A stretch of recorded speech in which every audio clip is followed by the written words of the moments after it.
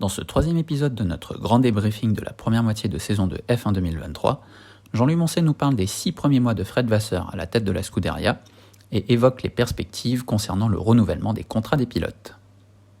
La voiture de cette année, elle est hyper sensible dès qu'il y a les conditions qui changent, les conditions extérieures, mais aussi en lacet, dès qu'il y a les virages qui sont un peu longs. Ils ont des problèmes de gestion de pneus. Malgré tout, ils semblent quand même aller dans la bonne direction et Fred Vasseur a l'air d'être quelqu'un qui écoute et qui sait aussi prendre les décisions lorsque ça s'impose. Quel bilan vous dressez des 6 premiers mois de Fred à la tête de Ferrari?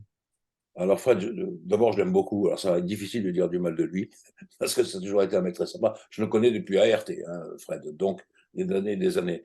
C'était par exemple, là je donne un tuyau, c'était par exemple celui qui nous renseignait le mieux.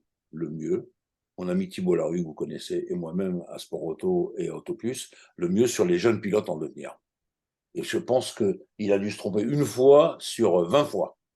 Tous les gens dont il nous a parlé au berceau, si je puis dire, hein, c'était ça. Donc Fred, je lui fais confiance.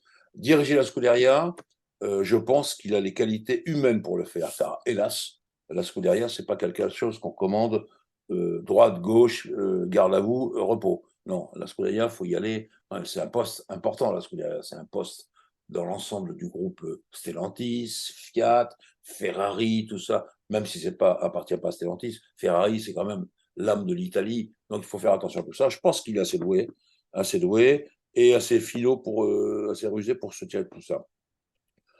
Je pense que là, il a compris qu'il ne peut pas dire tout d'un coup, tiens, on va faire ça, ça et ça. Non, il faut qu'ils repartent tous là-bas dans ce là sur des bases normales.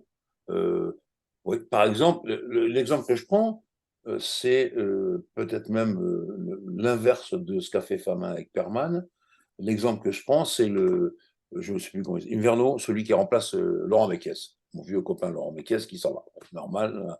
Je le connais, ce garçon. Il est ingénieur depuis, je ne sais pas, 10 ans chez Ferrari, je le connais. C'est toujours été dans les calculs, proche de la voiture, ou sous-chef de voiture, Il prend un gars extrêmement compétent. Voilà, c'est ça. Fred, c'est ça.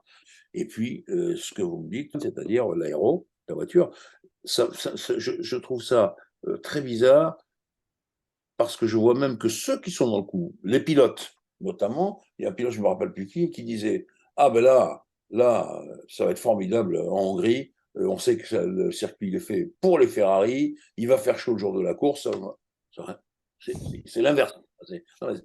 Même les pilotes eux-mêmes. Et là, à Spa, je pense que même Charles était un peu étonné des perfs de la voiture.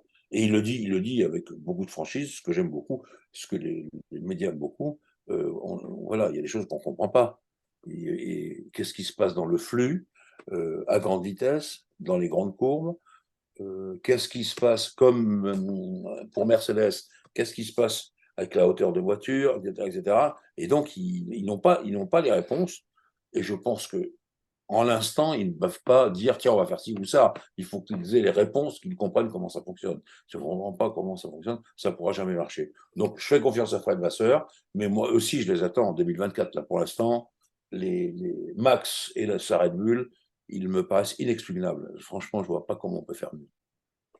Et du coup, avec quel pilote? Toujours Leclerc et Sainz. On voit qu'il y a une temporisation de la part de tout le monde. Voilà.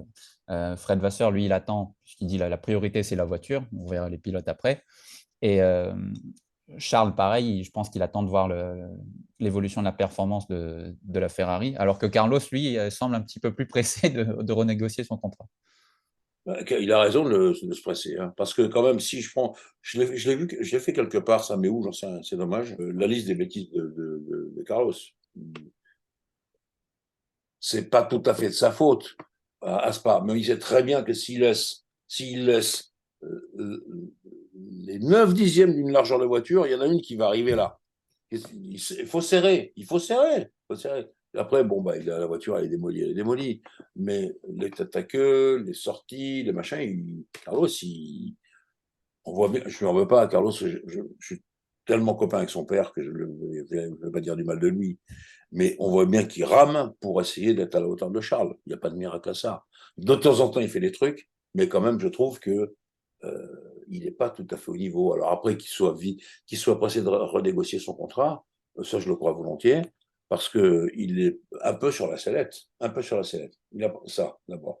Deuxièmement, et ça, je sais que c'est compliqué dans une équipe, on voit bien que Charles est un peu le chouchou, on dit les choses comme elles sont, il n'est pas souvent très, je ne vais pas dire fair play, pas tout à fait sport avec Charles pour l'aider ou un truc comme ça. Il veut pas se mettre à son service. Voilà. Je vais être plus raide et plus brut. Et peut-être que on en aurait besoin pour que Ferrari puisse progresser. Mais ça, là, je fais confiance à Fred Vasseur. Il va régler ce problème. Il va régler ce problème. Et si Carlos est encore là l'an prochain chez Ferrari, au bout de 3 courses, Fred aura décidé. Oui, 3. Fred aura décidé. De 3 circuits différents, Fred aura décidé de ce qu'il fait. Comment dirais-je, on le laisse agir ou on le met au niveau du deuxième pilote derrière Charles. Voilà, c'est tout. Ou l'inverse, ça on ne sait jamais.